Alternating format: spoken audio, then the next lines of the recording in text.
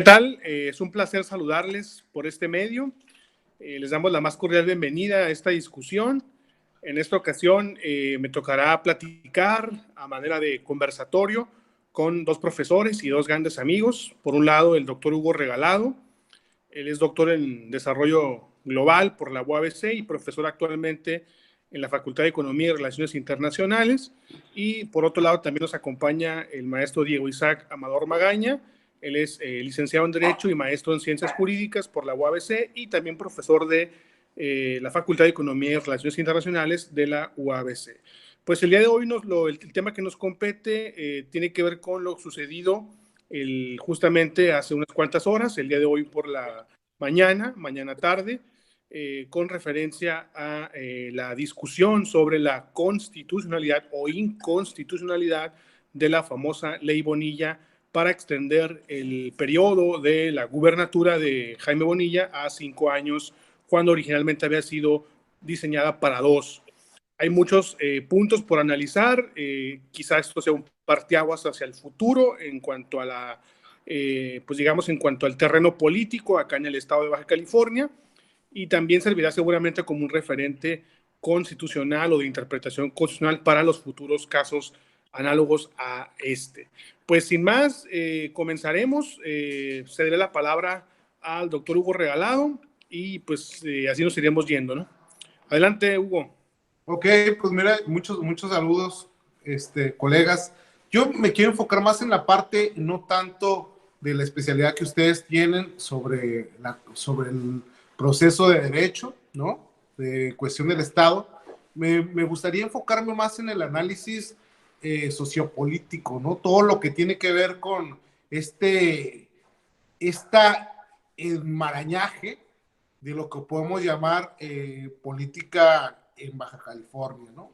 Y es que, si recordamos, hace algún tiempecito, justo cuando el ingeniero Jaime Bonilla empezó a hacer campaña, se dio todo en una burbuja, o lo que se denominó como la ola guinda, ¿no?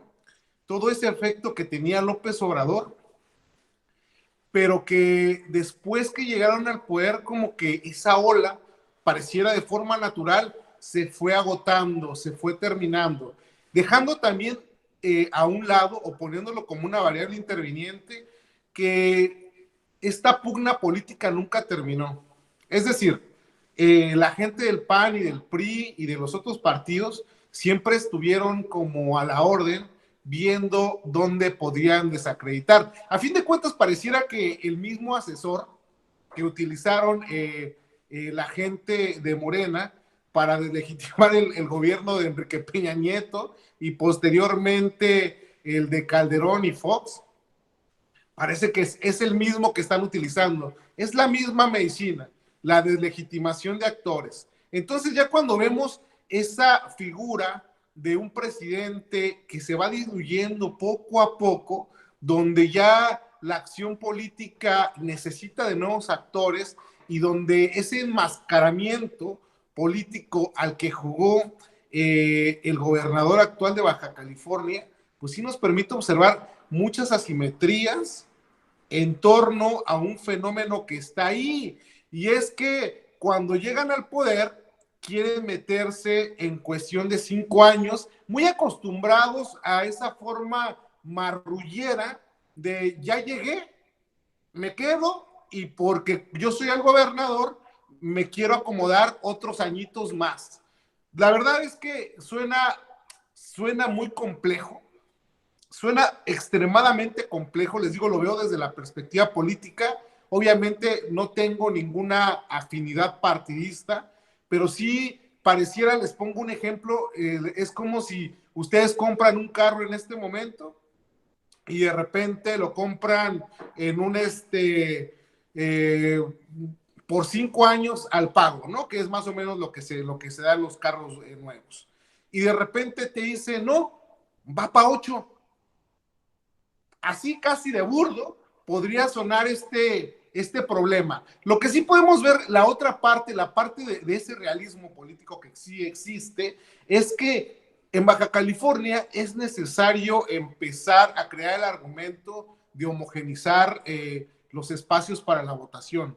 porque pareciera muy dispar. Entonces, eso sí permite como que existan muchas anomalías en torno al proceso, ¿no? Yo soy de la idea que sí es muy importante empezar a crear una homologación en tiempos de votación. ¿Por qué? Porque si homologas los tiempos de votación, puedes ahorrarte dinero con cuestión de Estado, ¿no? En vez de estarle metiendo de que ahora va la bola para allá y le vas a meter más dinero a los partidos, también puedes empezar a quitar un poquito esas estrategias que hacen muchos de los partidos políticos, que es la estrategia de la marrullería, es decir, se traen a gente que ha participado en la política sucia en otros estados y las traen para acá para que les enseñen a los otros. Entonces se convierte como en un círculo vicioso bastante severo. Eso es la perspectiva política. Está la otra parte también de, por ejemplo, el gobernador actual ganó por 29%, ni siquiera el 30% de la población total de Baja California. ¿Qué quiere decir eso? Que en realidad la gente no se vio muy comprometida en este proceso. Por lo tanto, cuando de repente te dicen, es que todos los bajacalifornianos votaron porque fueran tantos años, en realidad podemos hablar de algo que no es legítimo, ¿no? O sea, ¿legítimo para quién?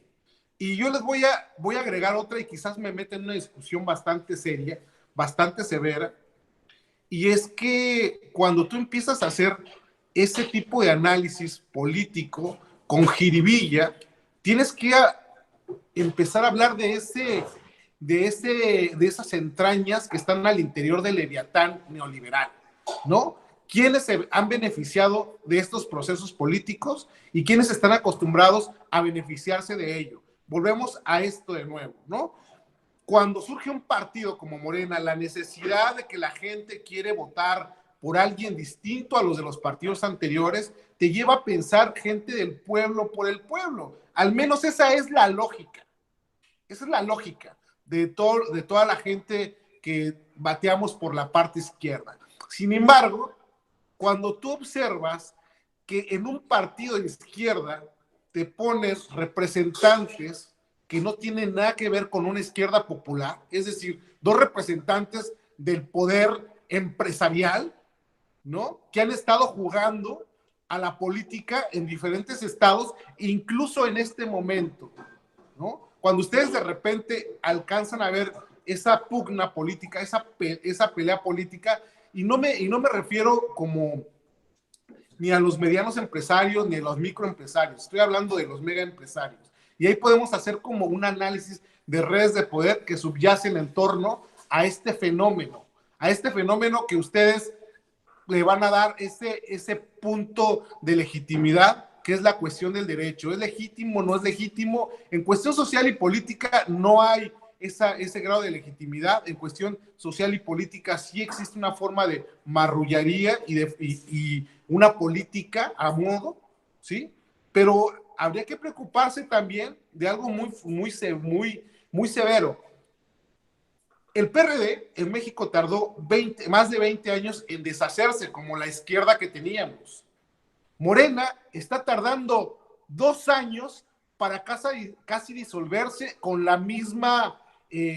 con el mismo medicamento. Es decir, esta pelea de tribus, de pugnas por el poder político de la izquierda, hacen que en realidad analicemos si existe una izquierda o no, o si es meramente un utopismo en México. Porque la gente que pensamos y que promulgamos desde la perspectiva más de izquierda real,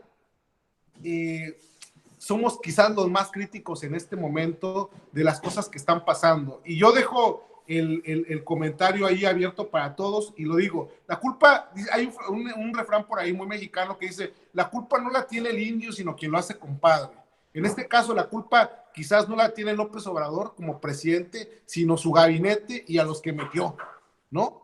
Que ni siquiera promulgaban con una ideología realmente izquierda y por lo tanto empiezan a hacer ese tipo de marrullerías que se habían visto nada más en el PRI, ¿no? Y posteriormente en el PAN en la época de Fox y Calderón. Así que estamos como en un contexto bastante complejo, bastante complejo. Y yo hasta ahí dejo mi participación. Muchas gracias, estimado doctor Hugo. Nos has dado un buen repaso por las implicaciones sociales y políticas que va a tener este fenómeno y desde luego las que tuvo al momento de su inicio, de su gestación, de esta transición política en el estado de Baja California. Y bueno, ahora daremos la palabra al maestro Diego. Seguramente nos dará una explicación más desarrollada desde su punto de vista jurídico constitucional. Adelante, Diego. Muchas gracias, Elías. Saludos, Hugo. Saludos a todos. A diferencia del doctor Hugo, yo no voy a abordar el tema político. El doctor Hugo ya hizo todo un esquema bastante amplio. Yo voy a ir más por el lado de la pugna se vuelve cinta entre lo que se le conoce como el famoso positivismo clásico frente a estas nuevas ideas de positivismo incluyente, como lo sería el de Hart, o estas nuevas ideas pragmáticas del derecho, ¿no? Parto primero con la postura de los que defendían que era constitucional que Bonilla estuviera 5 años. ¿Por qué tienen argumentos para decir que sí son constitucionales esos 5 años, esa ampliación del mandato? Porque se encuentra dentro de un parámetro de regularidad, entre comillas, de que como no está avanzando, rebasando el límite que establece la Constitución, que son los 6 años, pues bien se encuentra ajustado dentro del margen constitucional y del texto. Por ende, se podría abordar el crecimiento de los 2 a los 6 años. En este sentido, se apuesta por aislar el tema moral, el tema de los principios, es decir, es que está en la norma y como está en la norma es posible.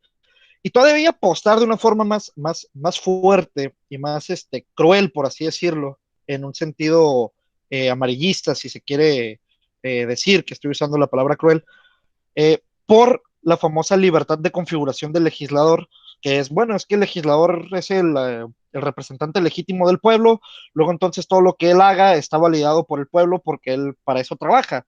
Y mientras no viole la Constitución y los derechos fundamentales, todo está bastante bien y bonito, ¿no?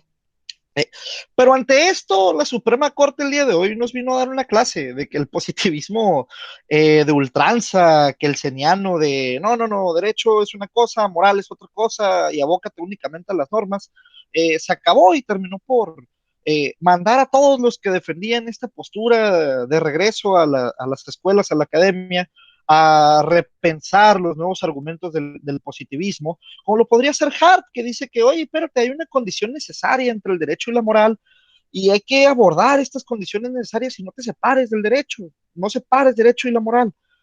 ¿Por qué? Porque la Suprema Corte nos vino a decir el día de hoy, oigan, se están tocando principios fundamentales del Estado al momento de que estás haciendo una ampliación de mandato.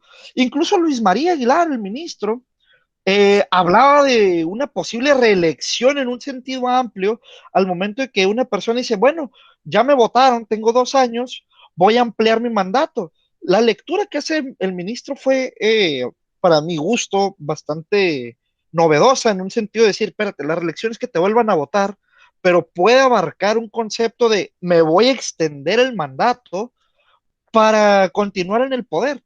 Y recordaba lo que México había vivido del famoso sufragio efectivo y no reelección, como hablando de una cierta identidad en la que México se construyó en 1917 y que nos trae la Constitución que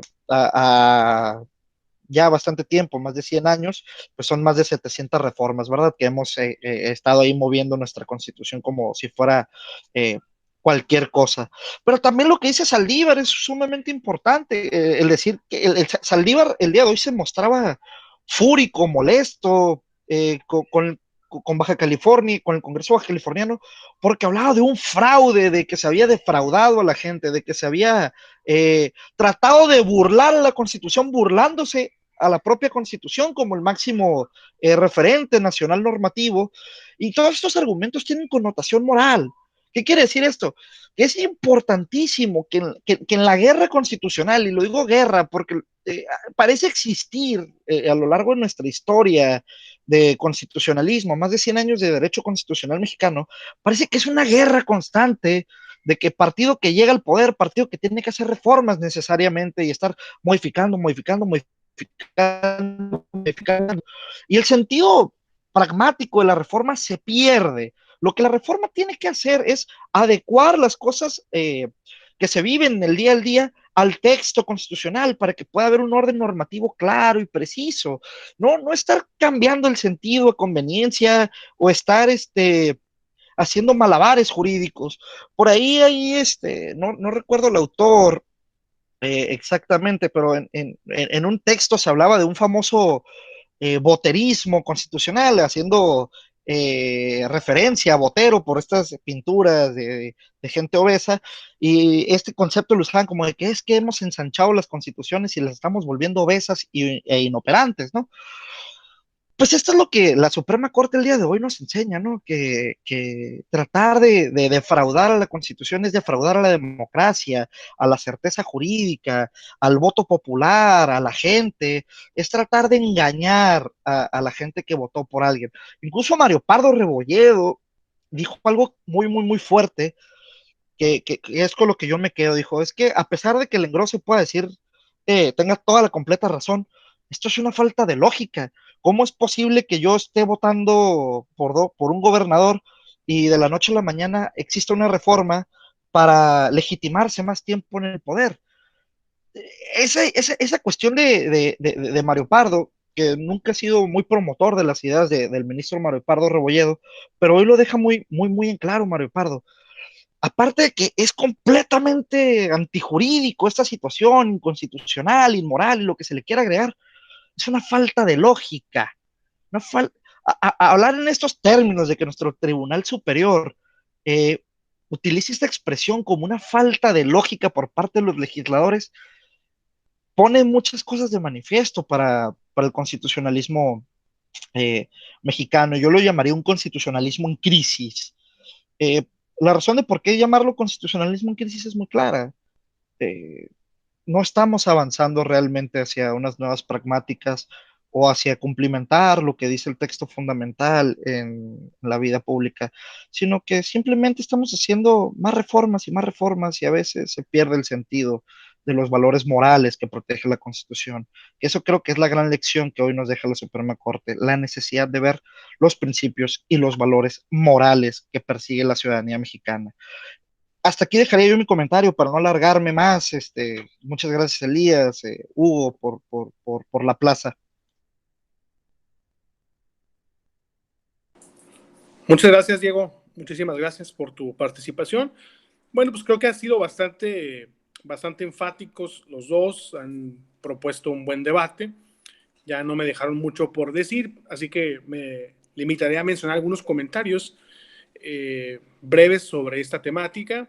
Primero, en efecto, ya lo mencionaba muy bien Diego, yo la verdad es que hasta cierto momento me llegó a parecer ocioso que se discutiera en el máximo tribunal judicial mexicano una cuestión como estas, porque Hugo lo explicaba muy bien con un ejemplo muy sencillo de la compra de un vehículo y te das cuenta pues de lo curioso o de lo ocioso que resulta llevar una discusión que puedes comparar o que puedes establecer analogías como la que ponía Hugo, llevarla a una discusión tan suprema como la del máximo tribunal constitucional en México. Entonces eso me parecía a mí ocioso, por un lado, ¿no? Por otro, me parecía una resolución que ni siquiera requería de tanta argumentación, de tanta verborrea.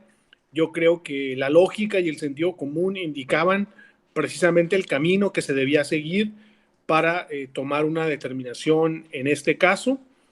Me parece que lo hace bien la Corte, y no es porque yo sea porrista ni seguidor de la Corte, pero me parece que en este caso lo hace bien, aunque, bueno, el trabajo de la Corte es argumentar, pero me parece que en realidad aquí bastaba el empleo del razonamiento lógico para poder llegar a una conclusión que sería seguramente la misma a la que arribaron los ministros de la Suprema Corte de Justicia de la Nación.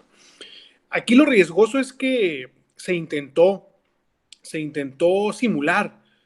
Estas son viejas prácticas, como bien lo señalaba Hugo, de partidos que en teoría deberían ser opuestos al que actualmente detenta el poder.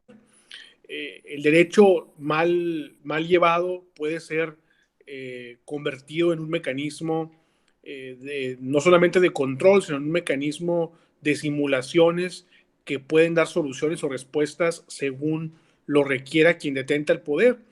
Me parece que eso es un buen mensaje, por ejemplo, de la Corte, el establecer que, al menos en este caso, y que esperaríamos que así fuera en todos los que llegan a sus manos, no se ha utilizado el sistema judicial y no se ha utilizado el derecho como un mecanismo a favor del Estado para implementar caprichos o para implementar simulaciones y convertirlas en realidades jurídicas. Entonces eso también, pero ya per se de haberlo intentado, me parece bastante ofensivo, tomando en consideración de que se habla de una transformación, una cuarta transformación, de una transición, la regresión a esas prácticas o a ese tipo de actos dudosos o que juegan un poco con el derecho, con la ley, intentando generar cosas a favor, suele ser bastante contradictorio con el mensaje que se envía de la transformación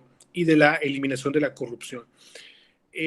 Yo creo que esto no va a parar aquí, o sea, tampoco lo veo como un punto final, y no me refiero al camino judicial, que evidentemente ya quedó consumado, sino me refiero a que seguramente habrá otras alternativas políticas o estratégicas que usará el actual gobernador para no verse afectado, ¿no? Yo no descarto la posibilidad de que en este momento ya se esté pensando quién va a cubrir en las próximas elecciones ese lugar, de tal suerte que pues no se pierda el hilo de los intereses que actualmente tiene la gubernatura.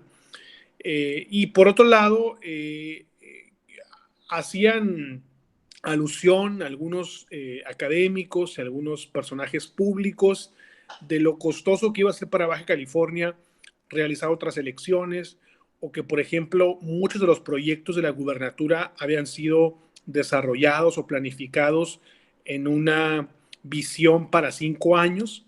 Sin embargo, yo lo comentaba muy bien, lo discutí en la mañana con un buen amigo.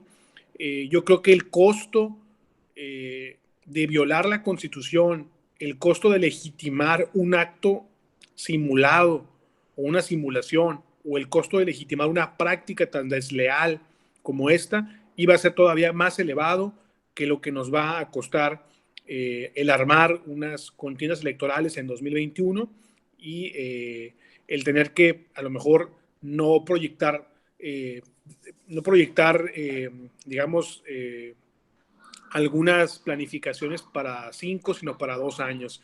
Entonces, en síntesis, creo que la Corte actuó de manera correcta, tanto en términos constitucionales como incluso en términos lógicos, y pues me parece que aquí lo dejaría. Yo lanzaría la pregunta para ambos de qué es lo que se avecina en el Estado en términos políticos. No sé quién la quiere contestar. Adelante. Bueno, pues yo podría aportar un poquito sobre eso. Como ya había, como lo dije cerrando mi participación, es complejo. El escenario va a ser sumamente complejo respecto a las cooptas de poder que se tienen en el Estado, ¿no? Recordemos que los grupos de poder en torno a la cuestión política no han dejado de de ser actores. Vamos, mutaron en lo que se denominó el PRI de la época de los 80, en todo un proceso histórico que se dio en Baja California, en la época de Salinas de Gortari, se vincula con los 90 y esta etapa que era el cambio que toda la gente esperaba.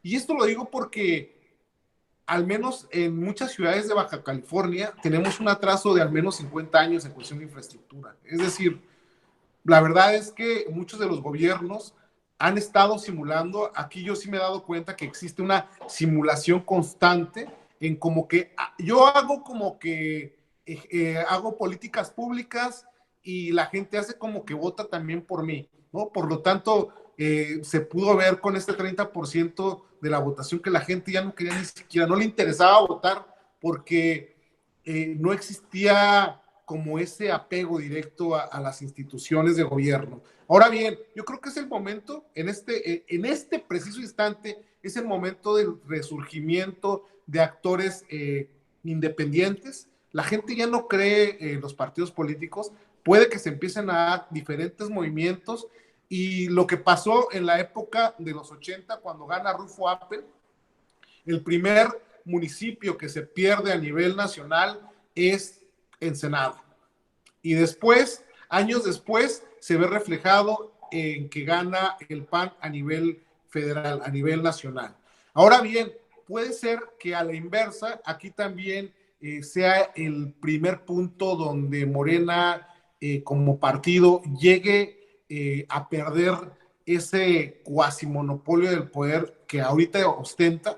Puede que sea Baja California ese primer espacio. ¿Por qué? Por la deslegitimación que se está dando en torno a esos fenómenos. Digamos, al menos la gente, yo creo que uno de los peores errores políticos que pudieron haber hecho fue jugarle a la simulación a nivel nacional. Ojo, eso se podía hacer en la época donde no había ni siquiera redes sociales. Ahora la denuncia es constante. Ahora no puedes hacer algo sin que se enteren directamente en el gobierno central. La gente, los políticos antiguos estaban acostumbrados a mantener esa sincronía de poder, esa copta de poder, ese monopolio de poder en relación a que el gobierno federal jamás se iba a enterar de lo que hacían, ¿no?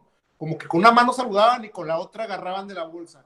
Ahora ya no, y al menos la gente, yo creo que va a haber como una mini revolución de esas silenciosas que se dan por redes sociales, y viene una campaña de legitimación bastante fuerte contra Morena, que ya se viene dando, y posiblemente aquí resurja un nuevo partido. Eso es lo que yo más o menos alcanzo a analizar, o nuevos actores. Muchísimas gracias, Hugo. Aprovecho para nuevamente agradecerte que nos acompañaras en este diálogo y enviarte un saludo cordial y esperar a que sigamos trabajando juntos en aras de incentivar la discusión en nuestros alumnos y en el público en general. Muchas gracias. Pasamos contigo, Diego, para conclusiones, el escenario que se avecina. Adelante. Muchas gracias, Eduardo. Increíble la participación de Hugo, no me deja mucho que opinar. A diferencia de Hugo, yo creo que aquí en California no va a haber mucho encanto de nuevo con la política o un resurgimiento. Yo creo que vamos a ir todavía más a la baja, en un sentido de que el gusto por las instituciones o por votar o por algo por el estilo no se va a dar. Lo decía bien el doctor Hugo, la gente, muy poca gente salió a votar aquel día en el 2019, si no mal recuerdo. Y ahora, con todo lo que ha sucedido alrededor de la ley Bonilla, etcétera, etcétera, etcétera, pues no creo que vaya a haber un romance de nuevo con la política. Bueno, esa es una opinión muy, muy, muy pesimista de mi parte, realmente. Suelo ver las cosas con un tanto de pesimismo en la realidad. Eh, lo, lo, lo, lo que sí me llama mucho la atención y es lo que acaba de pasar en el Congreso local. Si no mal recuerdo, se comentaba que se estaba buscando aprobar la reelección de diputados sin necesidad de que pidan licencia. No sé si se aprobó, no poseo la información, estaría mintiendo si digo que se aprobó o si hoy se discutió, eh, pero por ahí me llegó el chisme sobre que esto que estaba pasando en redes sociales, ¿no? En dado caso de que llegase a pasar, yo creo que ese sería el nuevo reto que va a tener que enfrentar la Suprema Corte, ¿no? otra acción de inconstitucionalidad sobre algo que sucede paradigmáticamente aquí en Baja California, donde los diputados busquen una reelección sin tener que pedir licencia. Pero hago esta nota aclaratoria a pie de página. No estoy 100% seguro de que se haya aprobado el día de hoy o que se haya discutido. Todos el día de hoy estábamos concentrados en el escenario político y jurídico que pasaba en la Suprema Corte de Justicia de la Nación, que a pesar de que algunos digan que la Suprema solo resuelve con normas jurídicas y que no hace política, hoy la Suprema Corte demostró que también se mete en la política y cuando lo hace, lo sabe hacer con argumentos de bastante índoles, como lo es lo moral, lo político y lo jurídico. Pues yo creo que lo dejaría hasta aquí mi participación, sin antes agradecerte a ti, Eduardo, amigazo de mucho tiempo, Hugo, muchísimas gracias, camarada y compañero también, un gran amigo. Muchísimas gracias, Elías, todo tuyo el uso de la voz. Muchas gracias, Diego, por colaborar en este video, en este diálogo para mi canal, pero seguramente también podrá ser utilizado para sus propios canales, para lo cual invito al público a que los siga. Aprovecho también para felicitarte, Diego, por la publicación de tu artículo el día de hoy. Opiniones técnicas editado por Jurídicas de la UNAM sobre el tema del COVID, así que también aprovecho para felicitarte. Bien, en lo que respecta, seré muy breve. Yo solo quiero ratificar lo que comenta muy bien el doctor Hugo. Me parece que justo coincido con él en que él es el escenario perfecto para el resurgimiento de actores políticos que hasta hace no poco estaban casi en la lona. La política es mucho de momentos, es mucho de coyunturas, por lo tanto creo que este golpe duro que se le da al gobernador, pero en general al partido, a Morena, es una oportunidad de resurgimiento para los partidos que hasta hace no tanto tiempo eran los hegemónicos en Baja California. Sin embargo, yo creo que no veo una reacción inmediata de una readscripción a estos partidos, porque la gente finalmente creo que tampoco se puede desmemorizar tan rápido, por lo que pueden suscitarse dos escenarios alternativos, ¿no? Por un lado, como bien lo decía Hugo, el surgimiento de a lo mejor un nuevo partido, más local tal vez, o incluso algo a lo que yo siempre he apelado y me parece ya en esta época mmm, tan golpeada en términos democráticos, el tema de las candidaturas independientes, ¿no? Que tanto ha costado y tantos obstáculos tiene incluso desde las propias legislaciones, pero me parece un ejercicio sumamente democrático y además un ejercicio sumamente alternativo,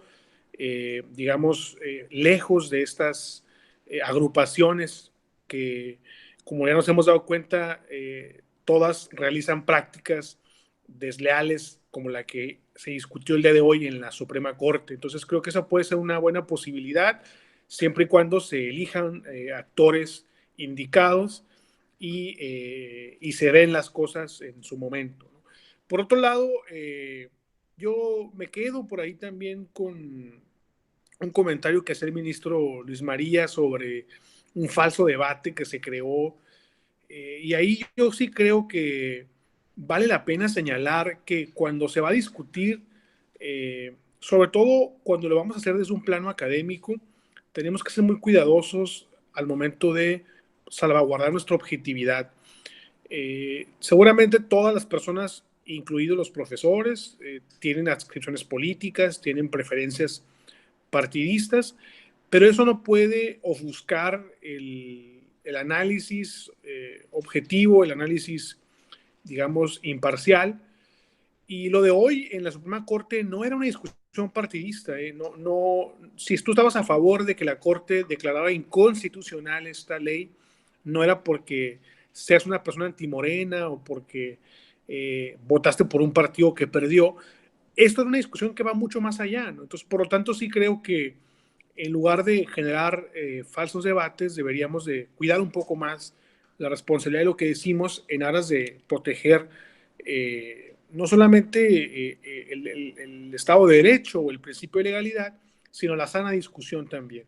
Entonces creo que fue muy contundente, un resultado unánime, y pues lo importante es ver qué es lo que se avecina en un próximo futuro, y seguramente nos dará para discutir en otras ocasiones. Pues sin más, agradezco su colaboración. Hasta aquí lo cerramos.